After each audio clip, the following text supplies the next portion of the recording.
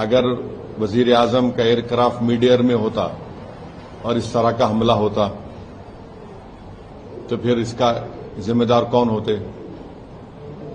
और वजीर आजम को, प्रधानमंत्री को देश को बताना है कि क्या नेतन्याहू ने उनको ये बताया था कि इजराइल ईरान पर हमला करने वाला है, और अगर बताया था तो फिर वजीर आजम को चाहिए था कि वो फौरन, प्रधानमंत्री को चाहिए था कि फौरन अपना इजराइल का दौरा खत्म करके देश को वापस आते। मैं इसलिए कह रहा हूं कि अटल बिहारी वाजपेयी 1979 में चाइना गए थे और जब वियतनाम पर हमला हुआ अटल बिहारी वाजपेयी वापस आ गए देश को।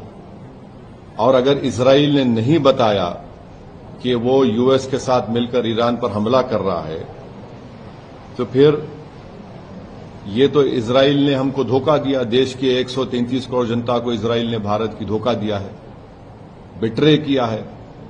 उन्होंने प्रधानमंत्री के विजिट को इस्तेमाल किया है ईरान पर अपने एक वल्गर अटैक के लिए, और उन्होंने प्रधानमंत्री के विजिट को इस्तेमाल किया है ईरान पर हमला करने के लिए, और जो जेनोसाइड उन्होंने फलस्तीनों का किया है गाजा में उसको कवर अप करने के लिए।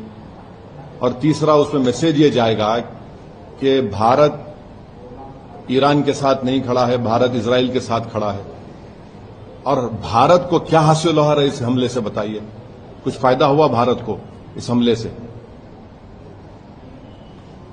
छठी बात यह है कि 10 मिलियन भारत के नागरिक गल्फ कंट्रीज में रहते हैं। 10 मिलियन उस देश के आम नागरिक पर क्या मैसेज जाएगा कि प्रधानमंत्री मोदी के विजिट के खत्म होने के फौरन बाद